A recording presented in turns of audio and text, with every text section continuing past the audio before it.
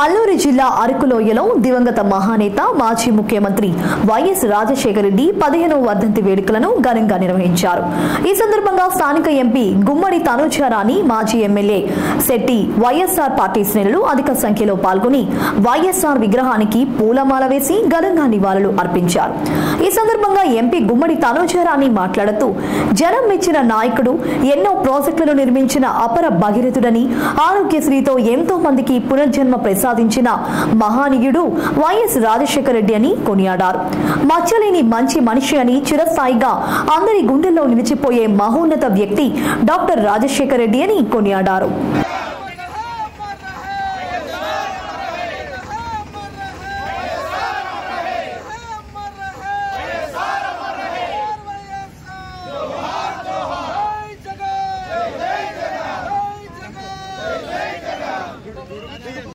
ఈ రోజు భౌతికంగా ఆయన లేకపోవచ్చు, మన ముందు లేకపోవచ్చు, కానీ మనందరి మనసులో మాత్రం స్థిరస్థాయిగా నిలిచిపోతారు. జోహార్ వైఎస్ఆర్, జోహార్ వైఎస్ఆర్. వైఎస్ఆర్ అంటే గిరిజన ప్రాంతంలో వైఎస్ఆర్ రాజశేఖర హయాంలోనే గిరిజన ప్రాంతం అంతా అభివృద్ధి చెందింది. ఉదాహరణకు వేలాది పొడుపుడు భూములు పంపిన ఘనత వైఎస్ఆర్ గారు.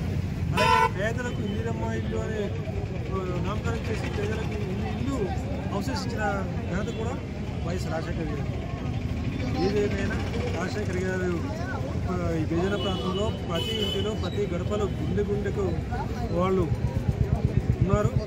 వారు ప్రతి గడపగా వారి ఇంట్లో రాజశేఖర్ ఫోటో ఎంతో దేవుడితో సమానం పూజించుకుంటారు. గిరిజన ప్రాంతం అంటే రాజశేఖర రెడ్డి గారు, రాజశేఖర రెడ్డి గారు. సో మేము ఎప్పుడు కూడాను రాజశేఖర రెడ్డి గారికి, వారు తన జగన్మోహన్ రెడ్డి గారికి ఎల్లవేళలో మేము వాళ్ళకు తోడుంటూ రాబో 2029 ఎలక్షన్స్లో మరియు వైనాట్ 175 రీతిలో మా అరుగులోకి ఘన చేస్తామని చెప్పేసి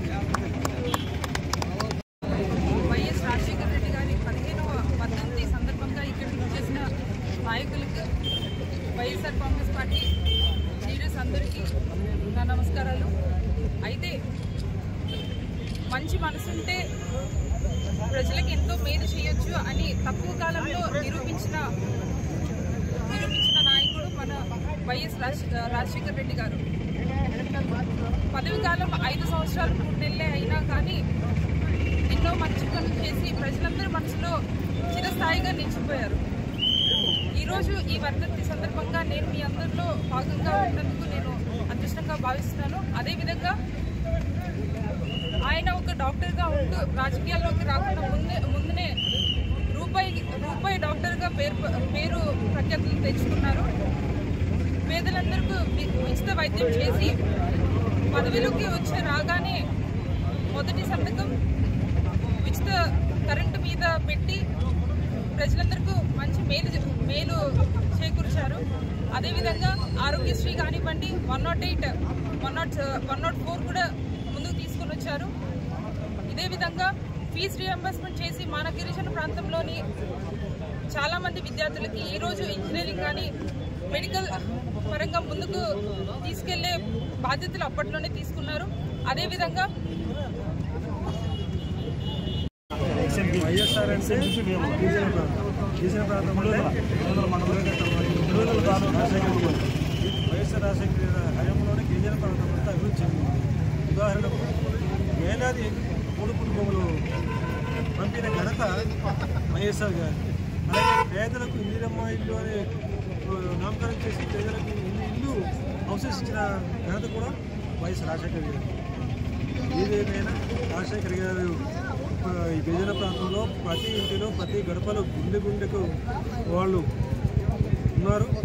వారు ప్రతి గడపగా వారి ఇంట్లో రాజశేఖర ఫోటో ఎంతో దేవుడితో సమానం పూజించుకుంటారు.